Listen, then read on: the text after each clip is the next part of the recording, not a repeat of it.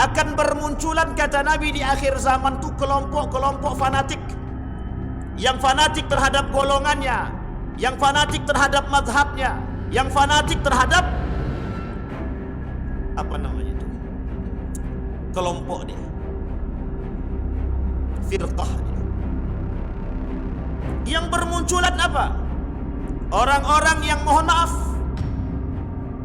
ini Nabi yang nyampai, bukan saya. Kata Nabi, kelak di akhir zaman yang muncul orang-orang yang bodoh. Yurfa'ul ilma wa yathbutul jahlu. Ilmu diangkat dari orang-orang yang tersisa adalah orang-orang yang bodoh, kata Nabi. Bismillahirrahmanirrahim. Assalamualaikum warahmatullahi wabarakatuh.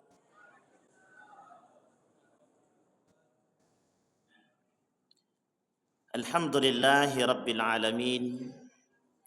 Alhamdulillahilladzi an'ama bi ni'matil iman wal islam bihima tatimmus salihat. Ashhadu an la ilaha illallah wahdahu la syarika lah wa ashhadu anna Muhammadan abduhu wa rasuluh la nabiyya ba'da. Allahumma salli wa sallim wa barik ala hadzal nabiyil karim. Allahumma salli ala Muhammad wa ala ali Muhammad fil alamin innaka Hamidum Majid. Ya ayyuhan nasu ittaqu rabbakumul ladzi khalaqakum min nafsin wahidah wa khalaqa minha zawjaha wa batha minhuma rijalan katsiran wa nisaa wattaqullaha alladzi tasaaluna bihi wal arham innallaha kana 'alaikum raqiba. Wa qala Allah ta'ala ya ayyuhalladzina amanu ittaqullaha wa qulu qawlan sadida yuslih lakum a'malakum wa yaghfir lakum dhunubakum wa may yuti'illaha wa rasulah faqad faza fawzan azima. Puji syukur kehadirat Allah atas limpahan rahmat dengan mengucapkan alhamdulillahirabbil alamin. Bersalawat kepada Nabi dengan mengucapkan Allahumma salli ala Muhammad wa ala ali Muhammad fil alamin innaka Hamidum Majid. Bapak Ibu sekalian yang berbahagia, mudah-mudahan di maghrib ini Allah limpahkan rahmat dan karunia-Nya kepada kita semua. Allah jadikan rumah tangga yang sakinah, mawaddah warahmah. Allah anugerahkan anak-anak yang saleh dan salihah. Allah istiqamahkan kita dalam kebaikan dan ketaatan kepada Allah. Kelak Allah matikan kita dalam keadaan husnul khatimah. Amin ya rabbal alamin. Baik Bapak Ibu sekalian yang berbahagia, di malam hari ini atau di maghrib ini tak banyak hal yang ingin kami sampaikan. Ada satu hadis yang disampaikan oleh baginda Nabi Muhammad sallallahu alaihi wasallam. Insyaallah mudah-mudahan waktunya cukup kita sampaikan dan kita jabarkan. Kata Nabi dalam hadisnya, sittatu asya'in tuhbitul a'mal. Ada 6 perkara yang bakal membuat sittatu asya'in yadkhulun nar qabla al-hisab. Ada 6 perkara yang bisa mengantarkan umat manusia masuk ke dalam neraka tapi tanpa hisab. Ada perbuatan amal ibadah masuk surga tanpa hisab. Sekarang masuk neraka tanpa hisab. Pilih mau masuk surga tanpa hisab atau masuk neraka tanpa hisab. Itu pasti pilihan yang sangat-sangat tidak pilihan. Karena mustahil bagi manusia yang mau. Tapi Bapak Ibu, kata Imam Al-Ghazali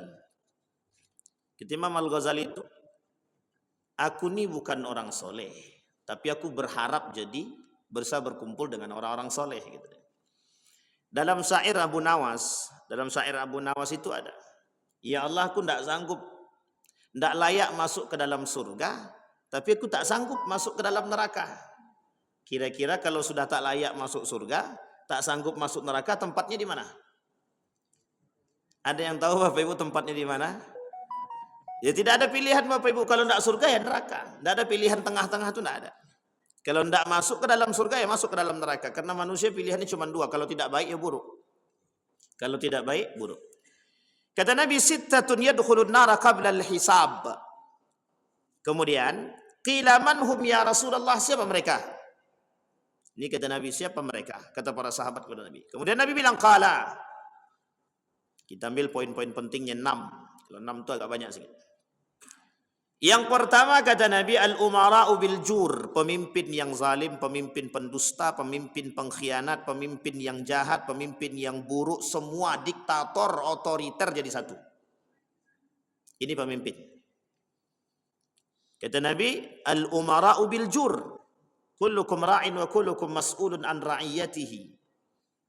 Sampai-sampai Imam Hasan Al-Basri mengatakan, inna saddan nas yawmal qiyamah razzaqahullahu mansiban liyusiba bihi mujtaba. Kata Nabi, kata Hasan Al-Basri, kelak di hari kiamat itu orang yang paling kencang menyesalnya, nangisnya itu orang-orang yang diberikan oleh Allah mansibah.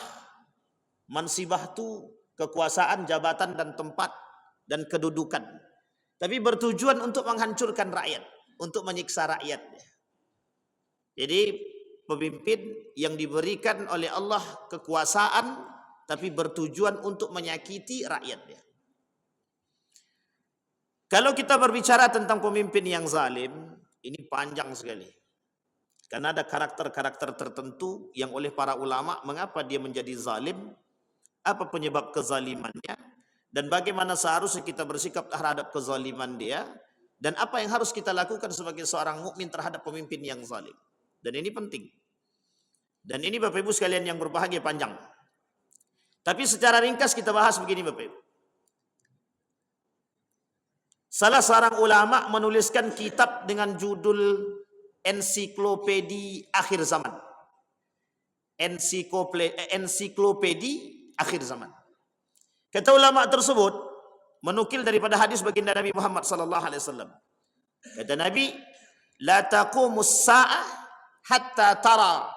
Tak akan terjadi hari kiamat kata Nabi sampai kalian akan melihat al-umara az-zalim, zalatul alim, al-imam ad-dani, pemimpin-pemimpin yang terhina kata Nabi.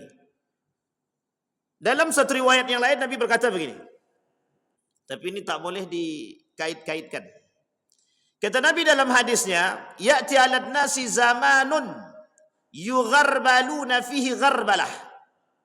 Yabqa minhum husala qad marijat uhuduhum wa amanatuhum wa ikhtalafu fakanu hakadha wa shabbaka baina asabi'ihi.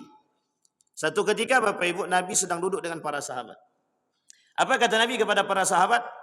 Ya'ti 'alan nasi zamanun yugharbaluna fihi gharbalah.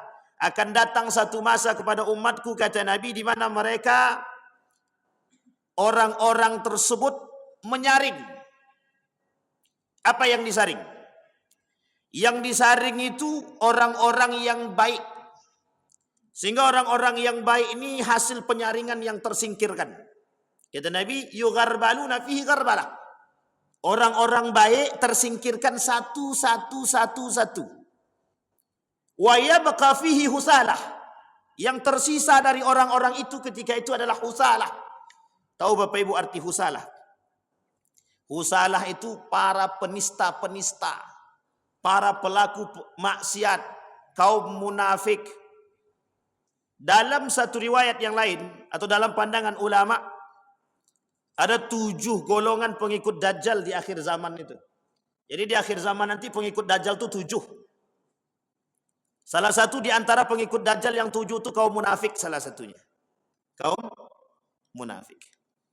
Bapak Ibu bisa melihat kaum munafik itu ada di mana? Jangan tunjuk-tunjuk. Tahu Bapak Ibu ada di mana kaum munafik itu? Kaum munafik itu ada di sekitar kita. Ada di sekitar kita. Kapan-kapan boleh Bapak Ibu cari siapa orang-orang yang pakar di bidang tafsir, minta beliau untuk mengkaji surat Al-Munafiqun. Biar Bapak Ibu tahu karakter orang munafik itu dari dulu sampai sekarang seperti apa. Tidak ada perbedaan sedikit pun, sama. Dan itu yang disampaikan oleh Nabi di akhir zaman kata Nabi. Karena kelak yang mengisi zaman ini semuanya manusia munafik, yang tersingkir itu orang-orang baik.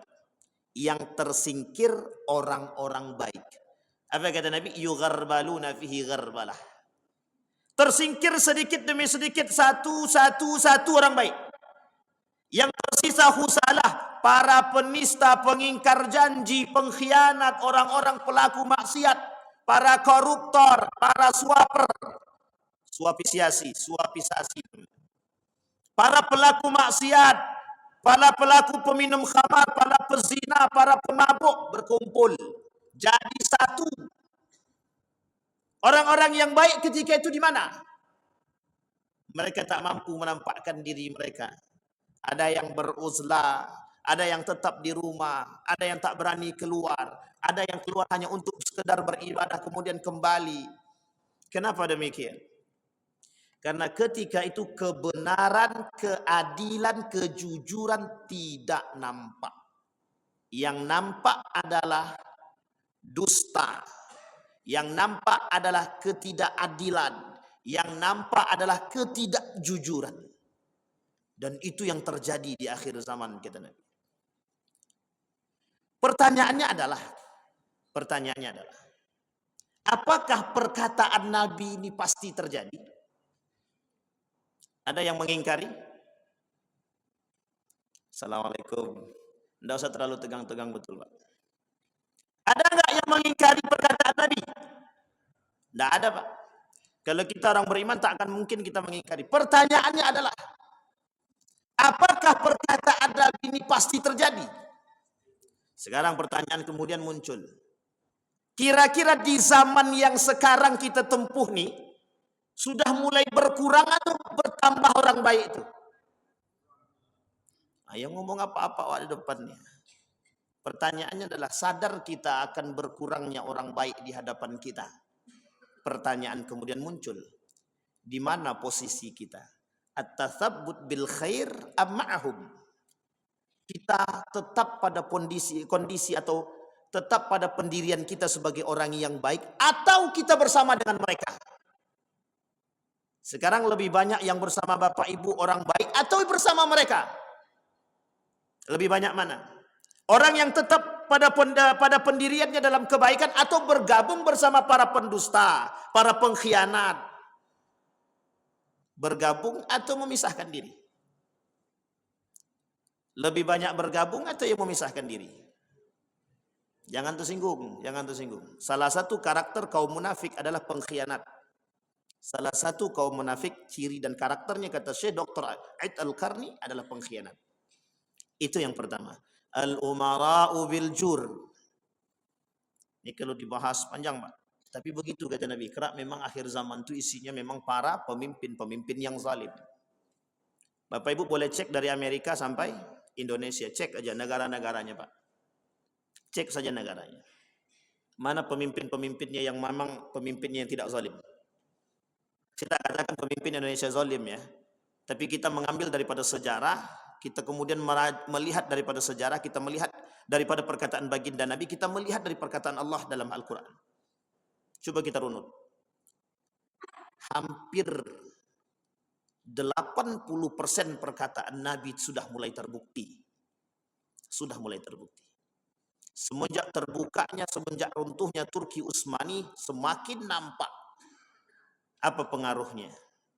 Siapa yang membuat itu terjadi? Apakah ini skenario ataukah ini dibuat oleh orang-orang tertentu? Baik. Sekarang Bapak Ibu, adakah hari ini program yang kita bangun untuk membangun para pemimpin-pemimpin yang adil, pemimpin-pemimpin yang baik? Ada enggak program kita menciptakan generasi-generasi pejuang yang memperjuangkan kebaikan? Ada enggak program kita yang hari ini memunculkan generasi-generasi yang berani mengatakan kebenaran dan meninggalkan kebatilan?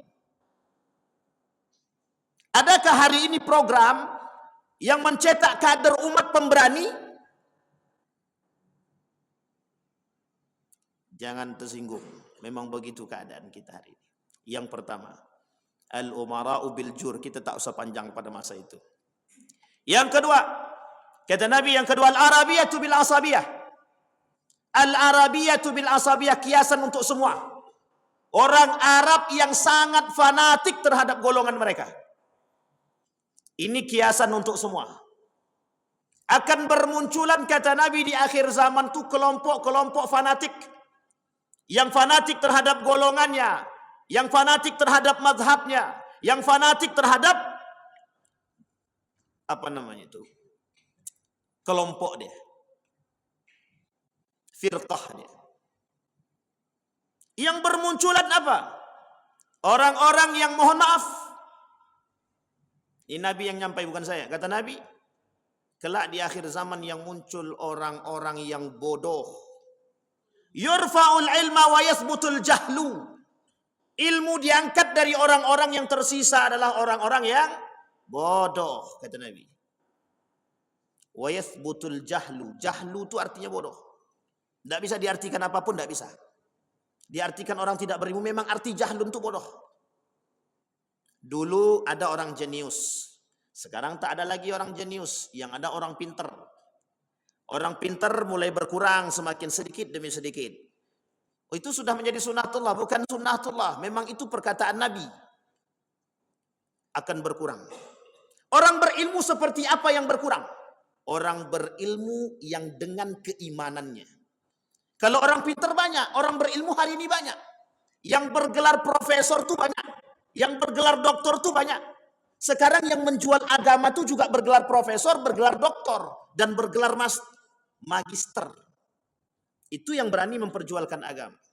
Yang mengatakan agama ini musuh negara, profesor. Yang memperjualbelikan kebenaran, profesor. Yang memperjualbelikan hukum, doktor. Kata Nabi, kelak di akhir zaman, orang-orang yang tertinggal itu adalah orang-orang yang bodoh. Orang berilmu banyak, tapi berilmu dengan keimanan itu yang sedikit. Apa yang terjadi? Wa minan nasi may yu'jibuka qawluhu fil hayatid dunya, kata Allah. Kelak banyak orang berilmu yang dengan mulut mereka sihir. Mereka mampu menyihir manusia dengan lisan mereka karena keilmuan mereka. Tapi mereka tidak mengajak kepada keimanan kepada Allah, kata Huzaifah ibn al-Yaman. Justru mereka mengajak kepada abwabu jahannam. Mereka berilmu tinggi, tapi mereka tak mengajak kepada ketaatan kepada Allah, tapi mereka mengajak kepada pintu neraka jahannam. Itu yang menyampaikan Nabi dalam hadisnya yang dikeluarkan oleh Huzaifah ibn al-Yaman. Ketika ditanya oleh Huzaifah ibn al-Yaman apa yang bakal terjadi, kata Nabi, kelak akan muncul du'atun ila abwabi jahannam. Akan muncul orang-orang alim yang berbicara agama dan berbicara dengan keilmuan mereka, tapi tidak mengantarkan manusia kepada ketaatan kepada Allah, tapi justru mengantarkan kepada pintu neraka jahannam. Saya tak mau ajak Bapak Ibu untuk berfikir, betul tak ya terjadi hari ini? Tapi tanpa kita mengajak berfikir, mungkin Bapak Ibu dah paham. Kenapa kita katakan demikian? Kalau kita sebagai jamaah ni tak sadar, tidak mau memunculkan keilmuan kita dengan keimanan, filter yang harus kita lakukan hari ini dengan iman, bukan dengan ilmu. Karena banyak orang berilmu tapi tidak berakhlak. Banyak orang berilmu tapi mereka meniadakan akhlak. Profesor Dr. Sayyid Naqib Al-Attas, ilmuwan muslim yang tersisa tinggal di Malaysia, menuliskan dalam tulisan beliau, kata beliau begini. Penyebab kemunduran umat muslim di akhir zaman atau sekarang, lima ta'akhkhara al-muslimun, kenapa umat muslim hari ini mundur? Penyebabnya cuma satu, kata beliau. Loss of adab. Hilang adab. Bukan hilang ilmu. Kalau hilang ilmu mungkin tidak. Banyak orang pintar. Terutama di Indonesia ini banyak orang pintar. Tapi kok rata-rata kok keblinger gitu. Tahu Bapak Ibu keblinger? Yang Jawa mesti ngerti lah. Tak perlu saya terjemahkan pun. Arti keblinger itu. Lah kok tak sejalan. Kecerdasan mereka dengan akhlak mereka tuh kok nggak sejalan. Banyak dalih yang mereka gunakan Bapak Ibu. Kembali kepada poin nomor 2 tadi. Al-asabiyatu al-arabu bil asabiyati. Fanatisme. Fanatisme yang muncul akhir-akhir ini itu bukan fanatisme karena keilmuan. Fanatisme karena kebencian. Hari ini bermunculan kelompok-kelompok yang saling membenci, mencaci, memaki sesama kelompok.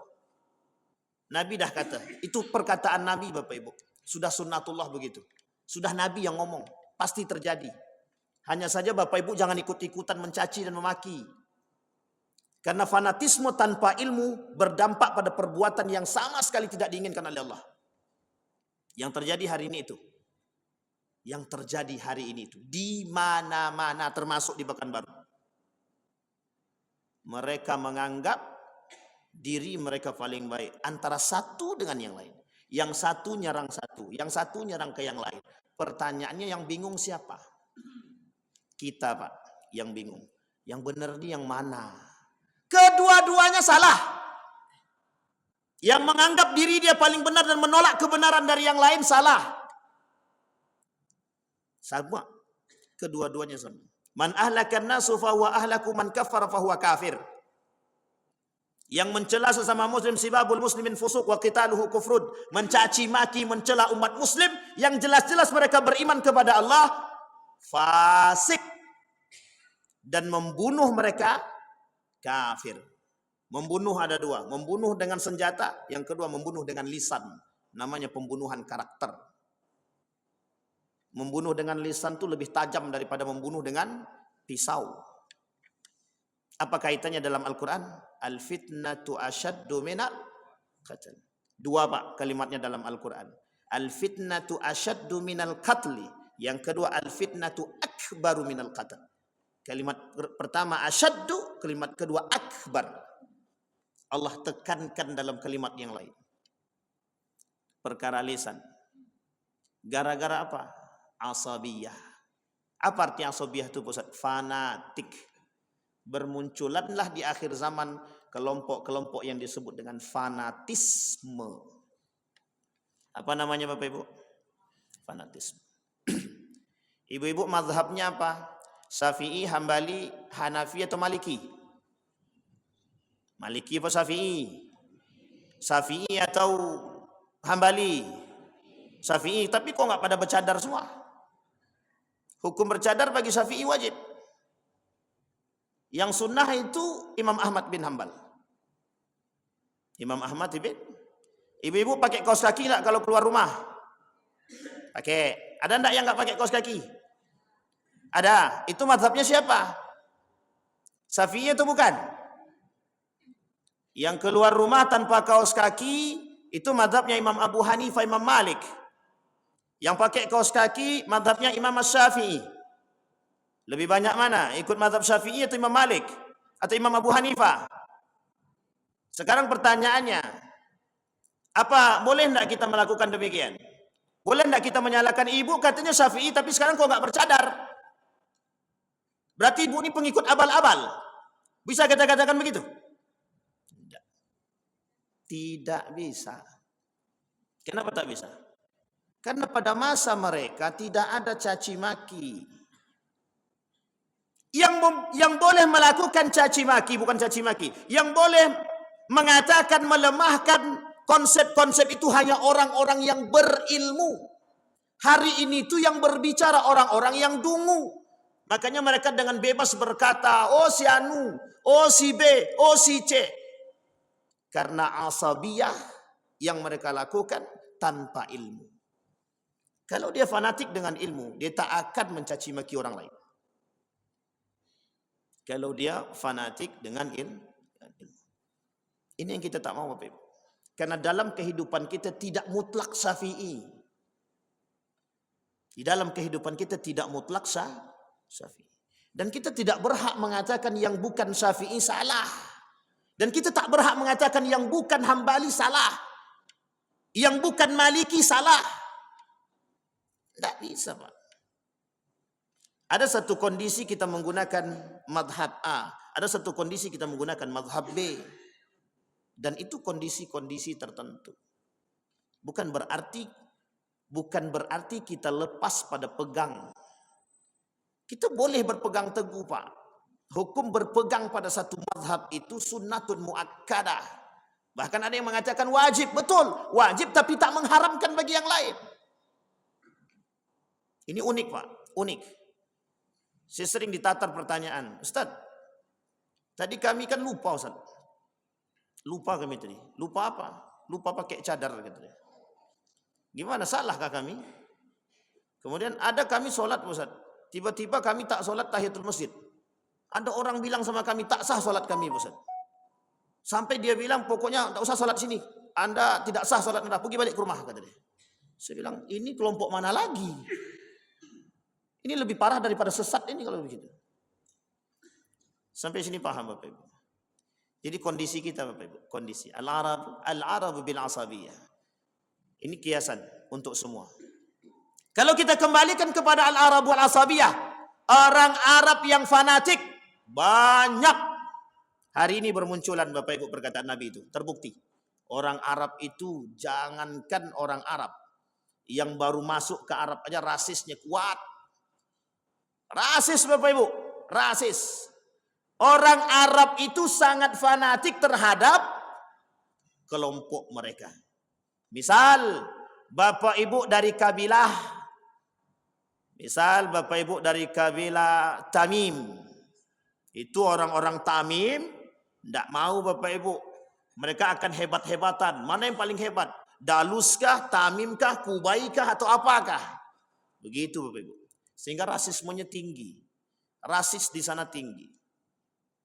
Mereka akan bergaul bersama mereka dan sekarang mulai nampak sedikit demi sedikit. Kalau dulu nampak memang, sekarang mulai nampak dan mulai berkembang. Itu kalau kita kembalikan kepada Arab. Jangan salah Bapak Ibu, di Arab tuh rasisnya tinggi. Jarang orang kaya mau duduk dengan orang miskin. Yang kita tengok tuh segelintir saja Pak. Seorang syekh bernama Syekh At-Turaifi namanya. Syekh At-Turaifi itu ketika dia berbicara mengatakan bahwa hilangkan perbedaan antara setiap kelompok, kata Syekh At-Turaifi. Dan dia membantah kebijakan pemerintah. Besok masuk penjara tuh Bapak Ibu. Sampai sekarang belum keluar lagi. Hanya gara-gara protes terhadap kebijakan pemerintah untuk kesetaraan. Artinya apa? Dia ingin mengatakan tidak ada perbedaan antara kaya dan yang miskin. Tak. Akhirnya Pak masuk penjara. Namanya Syekh Turaifi. Jangan salah Pak. Mudah-mudahan di tempat kita tidak. Mudah-mudahan di negara kita tidak. Itu yang kedua. Apa kesimpulan daripada asabiyah tadi? Jangan sampai fanatik yang berlebihan. Nabi kata dalam hadisnya, la taghlu fi dinikum. Jangan kalian berlebihan tanpa ilmu terhadap agamamu. Apa yang terjadi Bapak Ibu? Mohon maaf. Apa yang terjadi orang yang berlebihan tanpa ilmu terhadap agama? Kaum Khawarij. Itu paling jelas pada masa Ali bin Abi Thalib. Ali bin Abi Thalib ketika pulang dari perang Siffin, di tengah perjalanan keluar dari barisan Ali, 200 lebih yang keluar. Mereka pergi ke perbatasan Harura antara Kufah. Kemudian mereka mereka pergi bergerilya ke pedesaan-pedesaan di setiap Kufah tersebut. Tapi basis mereka ada di Harura. Apa yang mereka tanamkan kepada masyarakat-masyarakat yang awam itu? Kata mereka kepada masyarakat-masyarakat yang awam, kembalilah kepada Al-Quran dan Sunnah. Itu yang mereka tekankan kepada orang-orang yang ada di sekitar. Sehingga tercuci otak mereka. Setelah tercuci otak mereka, apa yang terjadi? Yang terjadi adalah semua orang yang bertentangan dengan pemahaman mereka, mereka semua bukan dari golongan kami, kata mereka. Bahkan yang lebih parah lagi, fanatiknya yang paling parah lagi, yang bertentangan dengan pemahaman mereka dibunuh. Itu Khawarij. Sekarang ada, mungkin tak sampai bunuh-bunuh. Ada kelompok yang selalu menganggap diri dia paling benar, siapapun mereka. Setiap kelompok yang menganggap diri dia paling benar dan tidak mau bergabung dengan siapapun dan tidak mau menerima pandangan-pandangan yang lain, bagian daripada Khawarij. Jangan tersinggung. Siapapun itu. Neo Khawarij. Itu yang terjadi sekarang. Nabi katakan dalam hadis yang lain. Kata Nabi, kelak akhir zaman akan muncul kelompok-kelompok yang fasih. lebih fasih daripada Anda, lebih baik ibadahnya daripada Anda. Yaqra'una al-Qur'an hatta fi unuq. Mereka cuma baca Quran sampai di sini. Sekarang saya tanya kepada kita semua Bapak Ibu. Lebih cerdas kita atau Yahudi dalam memahami Al-Quran? Jawab dengan jujur Bapak Ibu. Lebih cerdas kita atau Yahudi dalam memahami Al-Quran? Saya tak katakan Bapak Ibu Khawarij ya. Siapa yang lebih cerdas? Yahudi jam 3 malam bangun, mandi, kemudian dia baca Quran. Dan dia bertadabbur dengan ayat Al-Quran. Hari ini siapa di antara kita yang bangun tengah malam, mandi, kemudian bertadabbur dengan ayat Al-Quran? Yang ada dalam masjid ini saja. Kalau baca Quran mungkin, tapi yang bertadabbur dengan ayat Al-Quran. Ada? Angkat tangan. Perlu kita contoh kalaupun ada. Yaqra'un al-Quran hatta fi unuq. Apa maksudnya? Membaca Al-Quran, Pak, membaca Al-Quran, hafal Al-Quran, tapi tak paham, tapi tak mengamalkan. Kata Nabi, kelak di akhir zaman, kata Nabi, akan muncul orang-orang yang dengan sunnahku, dengan perkataanku, dengan Al-Quran, mereka tidak mengamalkan. Yang mereka lakukan apa? Fasih. Berdebat tentang Al-Quran, tapi tidak berdebat tentang pengamalannya. Usianu tuh pintar baca Quran, dia bagus, tapi kadang-kadang karakternya tak sejalan. Maka tak salah Pak. Kata Nabi dalam riwayat yang lain, apa kata Nabi? Inna munafiqi ummati qurra. Kelak akan muncul dari golongan umatku mereka orang munafik. Siapa mereka yang munafik? Qurra. Para penghafal Al-Quran, para pembaca Al-Quran, yang mereka mengerti Al-Quran, tapi mereka munafik. Kenapa kok munafik kata Nabi? Ini berat ya Pak. Berarti Ustaz ini tak mendukung anak-anak menghafal Quran. Bukan tak mendukung. Harusnya program yang harus kita angkat sekarang itu bukan hanya sekedar menghafal. Tapi lebih tepatnya, bagaimana mengajarkan mereka bertadabbur dengan ayat-ayat Al-Quran. Kiai Haji Ahmad Dahlan 3 bulan mengajarkan surat Al-Ma'un kepada muridnya. Diprotes sama muridnya. Apa kata muridnya? Kok ini terus yang kita pelajari tak selesai-selesai? Dijawab sama Kiai Haji Ahmad Dahlan, Ahmad Darwis. Siapa di antara kalian yang sudah mengamalkan ayat 1, 2, 3 dan selanjutnya? Diam semua. Tak ada yang jawab. Kelak muncul dari surat ini Bapak Ibu, termotivasilah bermunculan ketika itu Rumah Sakit Muhammadiyah. Dalil pertama, alasan pertama, motivasi pertama, surat Al-Ma'un yang diajarkan oleh Kiai Haji Ahmad Dahlan, Ahmad Darwis. Cuman surat itu. Sekarang Bapak Ibu lihat, banyak rumah sakit Muhammadiyah, dasar munculnya cuman itu Pak. Coba kalau kita bayangkan, kita ambil contoh sekarang. Ada seorang ilmuwan dari Eropa, yang seorang ilmuwan dari Eropa masuk ke dalam Islam ketika dia mengkaji ayat-ayat astronomi. Namanya Nedel Ghosab. Asalnya Yahudi. Orang Yahudi. Dibukanya Al-Quran itu dipelajarinya tentang ayat-ayat astronomi. Pas betul dengan subjek yang dia terima. Artinya dia punya program tentang astronomi. Kemudian dia pelajari, ternyata ada di dalam Al-Quran. Dia putuskan untuk masuk ke dalam Islam. Bagus atau tak bagus? Sekarang pertanyaannya adalah, ada enggak orang-orang kita yang seperti itu? Jadi kadang-kadang kita perlu mengaca kepada keteguhan dalam memahami atau bertadabbur dengan ayat Al-Quran. Afala yatadabbaruna Al-Quran am ala qulubi aqaluha. Kadang-kadang kita penting Pak. Kita mempelajari Al-Quran tapi kita kadang tak menjalankan ayat-ayat Al-Quran. Kita tak menjalankan. Kata Al-Quran, aqimis salata li zikri. Dirikan solat untuk mengingatku, kata Allah. Uang dalam solat kita ingat kok duit yang hilang. Tadi kunci Hondaku di mana ya? Kadang-kadang. Maka Bapak Ibu, ada namanya Syekh Abdurrahman Siddiq Al-Banjari, orang Banjar. Ini orang Banjar mesti tahu. Namanya Syekh Abdurrahman Siddiq Al-Banjari, cicit daripada Arsyad Al-Banjari. Beliau menuliskan buku judulnya Asrarus Salah.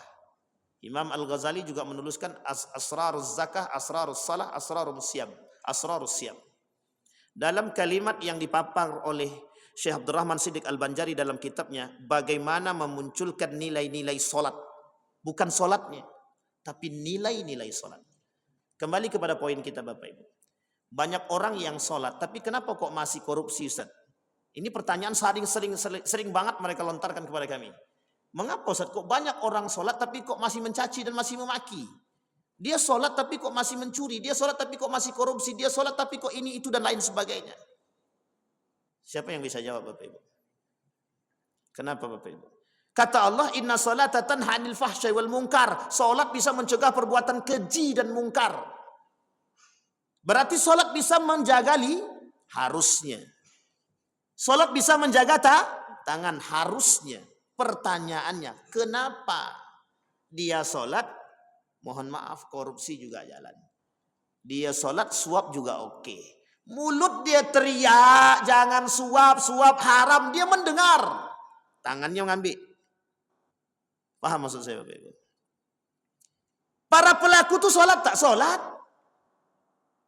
Para pelaku tuh sedekah tak sedekah.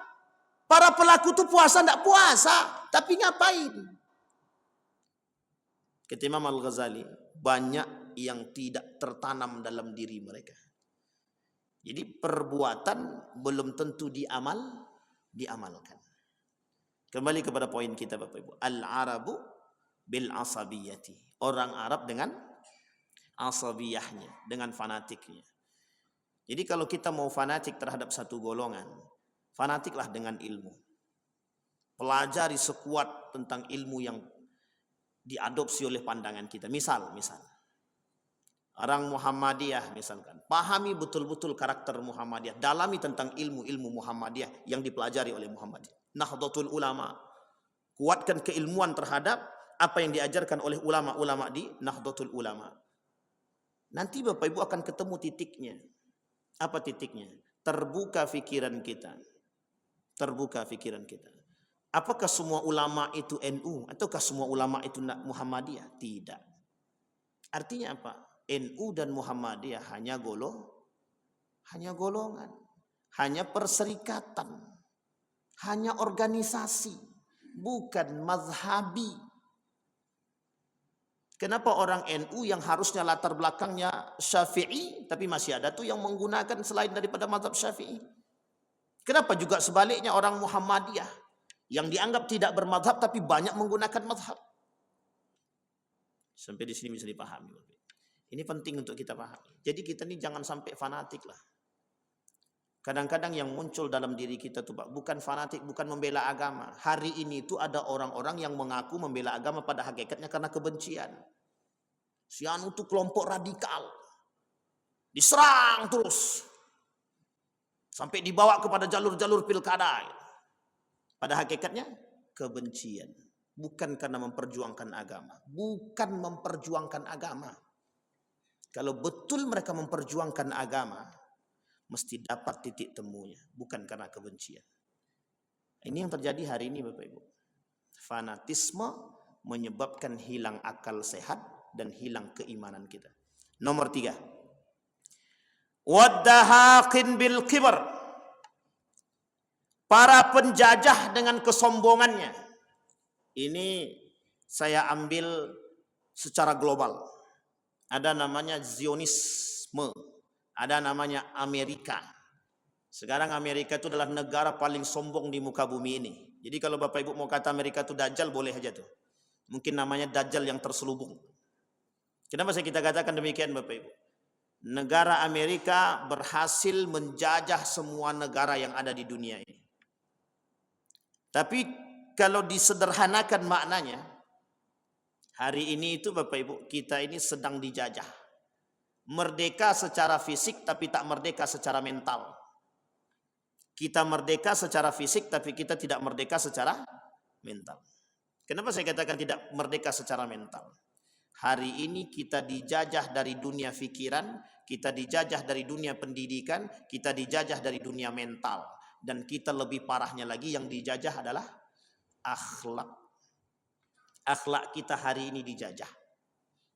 Bagaimana cara mereka menjajah? Mereka tidak menjajah dengan fisik. Mereka tidak menyerang negara kita. Tapi yang mereka serang apa? Karakter, pendidikan, moral, ekonomi, Sedikit demi sedikit mereka perang. Sekarang tak perlu sedikit-sedikit lagi. Serang habis-habisan. Tapi kan kita tidak tahu, kita tidak sadar. Iya, kita tidak sadar. Berapa banyak anak-anak kita yang sekarang ini dijajah oleh gadget. Berapa banyak anak-anak kita hari ini dijajah oleh judi online.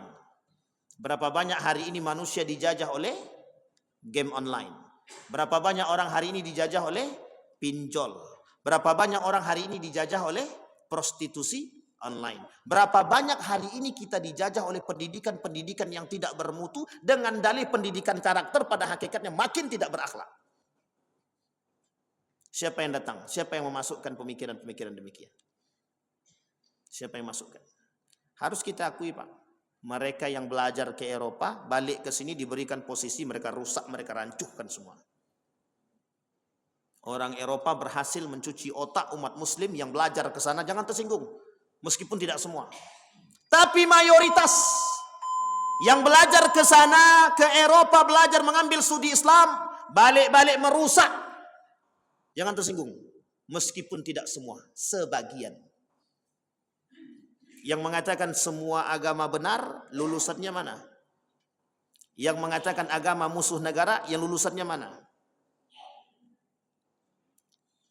Yang mengatakan riba, bunga bank bukan riba, lulusan mana?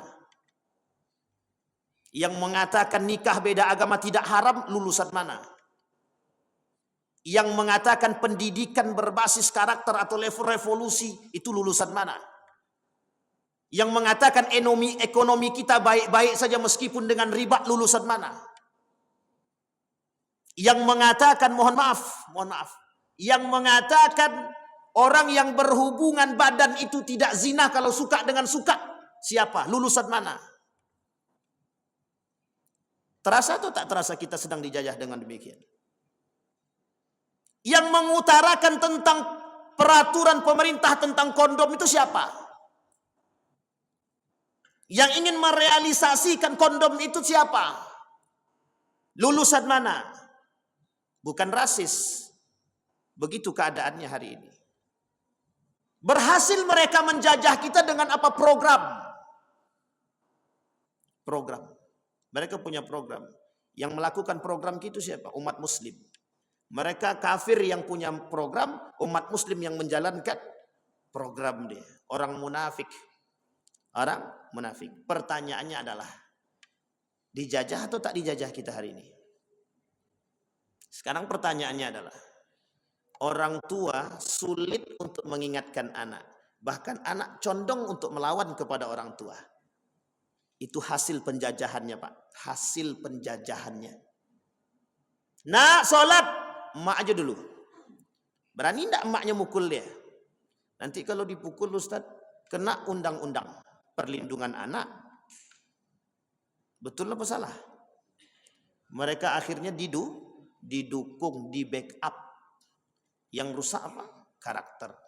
Akhirnya apa? Mak sholat, anak kata maknya, ya udahlah. Mudah-mudahan kau dapat hidayah ya. Tidak ada lagi ketegasan dalam rumah tangga untuk mengajak anak untuk sholat, itu tak ada lagi. Kalau kau mau sholat silakan, kalau tak mau sholat tak urus. Lepas tanggung jawab mak. Jangan salah, Pak. Jangan katakan lepas tanggung jawab kita. Seberapa besar usaha kita mengajak anak. Qu anfusakum wa ahlikum nara, kata Allah. Itu ditekankan oleh Allah. Jaga anakmu, jaga keluargamu dari api neraka. Seorang ayah yang tidak memberikan pendidikan agama kepada anaknya pengkhianat. Berkhianat kepada Allah. Jadi jangan salah Bapak Ibu. Kalau hari ini kita tidak bisa memberikan pendidikan tauhid dan agama kepada anak kita, itu pengkhianat kepada Allah. Karena janji kita adalah, tugas kita adalah, pendidikan kita adalah, dan janji kita kepada Allah wajib memberikan pendidikan agama kepada anak. Berat atau ringan tugas kita hari ini? Coba dampak dari penjajahan mereka. Yang mereka jajah apa? Yang mereka jajah keinginan dan kebutuhan kita. Mereka cuma menjajah kita melalui keinginan kita dan kebutuhan kita. Mereka manjakan kita dengan HP. Mereka manjakan kita dengan A, B, C, D. Sekarang anak-anak malas. Cuci piring pun masih orang tua. Anak dah SMA. Yang nyuci baju masih maknya, anak sudah kuliah. Yang parahnya lagi anak sudah nikah, emak pun jadi pembantu rumah tangga. Bayangkan. Siapa yang ngasuh cucu? Siapa yang ngasuh anak kau? Bapaknya ada, kakeknya dah. Kakeknya lah tiap pagi. Nah cucu. Memang senang kakeknya sama cucunya. Tapi secara tak sadar, Pak. Secara tidak sadar kita sudah dijajah karakter. Baik Bapak Ibu. Terakhir sebelum kita tutup. Wattujaru bil khiyanati. Kata Nabi, saya tak panjang lebar. Wattujaru bil khiyanah. Apa tujaru bil khiyanah? Para pebisnis ulung dengan pengkhianatan mereka. Banyak kelak di akhir zaman, kata Nabi, yang berdagang, berjual beri, para pembisnis itu menipu, pengkhianat demi keuntungan. Yang penting duit dapat, piti masuk, mau halal kek mau haram kek terserah, gitu deh. Yang penting piti masuk, perutku terisi lah. Yang lain terserah. Nak haram kek nak halal kek lantak terserah. Itu perkataan Nabi, bukan saya. Kata Nabi, di akhir zaman tuh orang tak mikir lagi mau halal kek mau haram kek terserah, gitu. Yang penting piti masuk. Saya tak panjang di sini. Mudah-mudahan ada manfaatnya bagi kita semua. Harusnya bisa kita selesaikan, tapi ternyata cuma sampai nomor 4. Mudah-mudahan. Kalau Allah izinkan kita ketemu, kita sampaikan, kita selesaikan. Saya kira itu saja, mudah-mudahan bermanfaat bagi kita semua. Fa'tabiru ya ulil absar la'allakum tuflihun. Assalamualaikum warahmatullahi wabarakatuh.